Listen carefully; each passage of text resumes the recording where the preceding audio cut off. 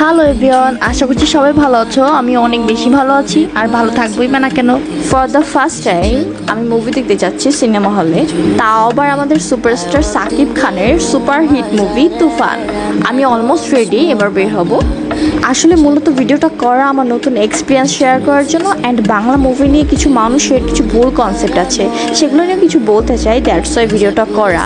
এই যেমন বাংলা মুভি মানেই মানুষ মনে করে যে কি হ্যান ত্যান, আসলে ঠিক না, সব বাংলা মুভি এক হয় না। এই যেমন তুফান মুভিটা না দেখলে আমিও হয়তো বুঝতাম না। কিছু মানুষ নেগেটিভ কিছু রিভিউ দিয়েছে, দেখলাম যে এই মুভিটা দেখে কিছু শেখার না, এটাতে কি আছে শেখার হুদাই।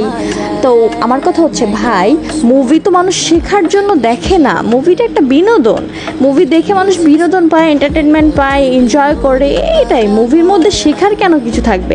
যদি মুভির মধ্যেই শেখার কিছু থাকে তাহলে মানুষের কেন এই যে স্কুল কলেজ ফ্যামিলি আত্মীয় স্বজন ফ্রেন্ডস এগুলা কেন থাকে ভাই? যদি শেখার কিছু হয় তাহলে এদের থেকে শিখো, স্কুল কলেজ ফ্যামিলি থেকে শিখো, মুভি থেকে কেন শিখতে হবে তোমাদের? আমি বুঝি না। এটা আমি আমার পুরোটা ব্যক্তিগত মন্তব্য থেকে বললাম, কারণ আমার কাছে মনে হয় মুভি দেখে কিছু শিখতে চাওয়া, কিছু শেখার এক্সপেকটেশন করা, এটা আসলে ভুল। সো যাই হোক, আজকে কিন্তু অনেক বেশি গরম।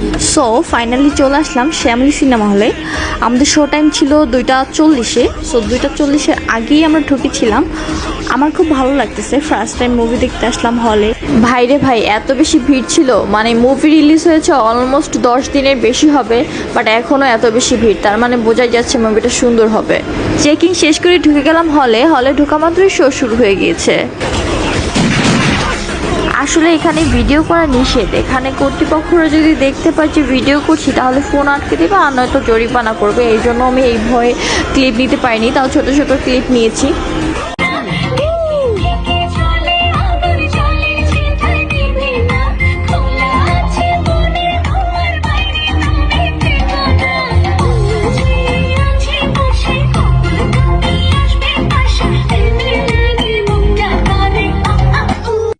আমি অ্যাকচুয়ালি সব অ্যাক্ট্রেসদের চিনি না। আমি বিশেষ করে মুভিটা দেখতে গিয়েছিলাম মিমি চক্রবর্তীর জন্য, আমার খুব ফেভারিট নায়িকা। গিয়ে তো অবাক হয়ে গেলাম, সবার পারফরমেন্স এত দুর্দান্ত, এত সুন্দর। বিশেষ করে চঞ্চল চৌধুরী বরাবরই এত সুন্দর অভিনয় করে, এটাতে তো আরও বেশি সুন্দর করেছে। এই মুভির এডিটিং লেভেল জাস্ট অস্থির ছিল। সাধারণত ফাইটিং এত বেশি ভালো লাগে না, বাট এই মুভিতে একটুও বোর হয়নি ফাইটিং দেখে, এত বেশি ভালো লেগেছে। আর বাকি থাকলো রায়হান রাফি। রায়হান রাফি মুভি সুন্দর হয়ে জানতাম, বাট এতটা সুন্দর হয় সেটা জানতাম না। সাকিবের অলমোস্ট সব মুভি আমার দেখা, বাট এরকম মুভি এখন পর্যন্ত আমি দেখিনি।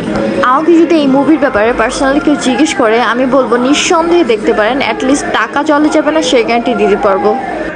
বলিউড থেকে বাংলাদেশের মুভি কোনো অংশই কম নেই, তা অলরেডি প্রুভ করে দিয়েছে তুফান। আমি তো শুধু বাংলাদেশের জন্য মুভিটাকে ওভারঅল 10/10 দিব। কিছু কিছু জায়গায় একটু কপি মনে হয়েছে, বাট ডাজন্ট ম্যাটার। ওকে, ভিডিওটা এই পর্যন্তই। সবাই ভালো থাকবেন, আল্লাহ হাফেজ।